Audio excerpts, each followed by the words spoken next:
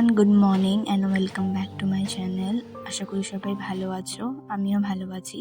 তো সকাল সকাল উঠেই এখানে রান্না বসিয়ে দিচ্ছি, কারণ আজকে একটু লেট হয়ে গেছিলো।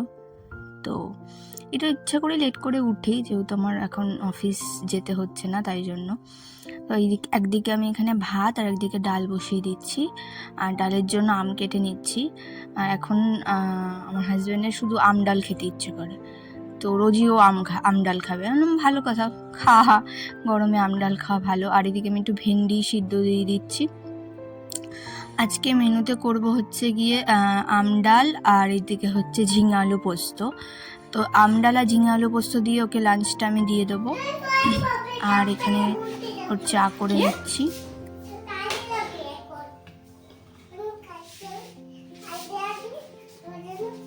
বুড়িটা আমার পেছন পেছন ঘুরছে আর বক বক করছে। আর এটা আমি মাছের জন্য সব প্রিপারেশন নিচ্ছি। আজকে মাছের কালিয়া করব, তাই জন্য পেঁয়াজ আদা রসুন সব কিছু রেডি করে নিয়েছি।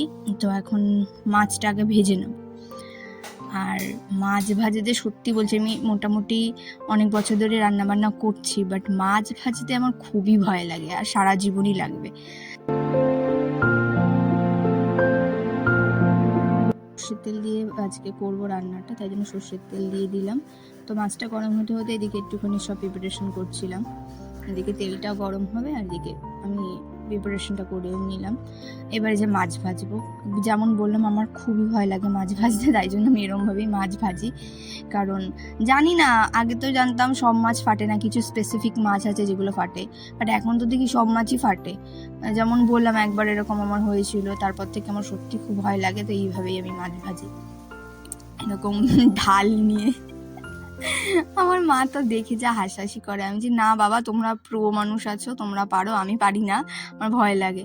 তো যাই হোক, মাছটা ভেজে নিয়ে আমি এখানে তুলে নিচ্ছি।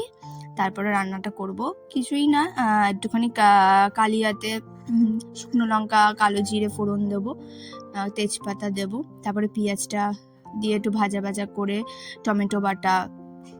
যেহেতু কালিয়াটা একদম মাখা মাখা হয়, কোনো মানে লামস থাকলে ভালো লাগে না, তাই জন্য সব কিছু আমি একটু পেস্ট করে দিয়েছি। যেমন তোমার পেঁয়াজটা আমি গ্রেটারে গ্রেট করে নিয়েছি, আর টমেটোমো তাই। আর আদা রসুন বাটা তো বেটেই দিয়ে যেমন হয়, তাহলে কি হয়, মানে যে গ্রেভিটা হয় একদম ভালো হয়। তাই জন্য আমি এখানে পেঁয়াজ বাটা, তারপরে টমেটো বাটা সব কিছু দিয়ে ভালো করে কষিয়ে তারপরে দেবো আদা রসুন বাটা, তারপরে গুঁড়ো মশলা দিয়ে কষিয়ে সামান্য একটু জল দিয়ে মাছগুলো দিয়ে দেবো। এটাই হচ্ছে প্রসেস, আর কিছুই নেই। এই যে দেখো, সব মশলা একদম ভালো মতো কষানো হয়ে গেছে, যে তেলও ছেড়ে দিয়েছে। মশলা কষানো তখনই একদম পারফেক্ট হয় যখন তুমি বুঝবে তেলটা যখন ছেড়ে দেবে। তো সামান্য একটু জল দিয়ে নিলাম, জল দিয়ে এবার মাছগুলোকে দিয়ে দেবো। মাছগুলো দিয়ে ভালো মতো উল্টে একদম একদম কম আঁচ করে তারপর আমি ঢেকে দেবো। যে দেখো জলটা কিন্তু হালকা একদমই শুকিয়ে এসছে। একটু নেড়ে চেড়ে একটু গরম মশলা দিয়ে ব্যাস এটাকে নামিয়ে নেবো। এটা একদম রেডি।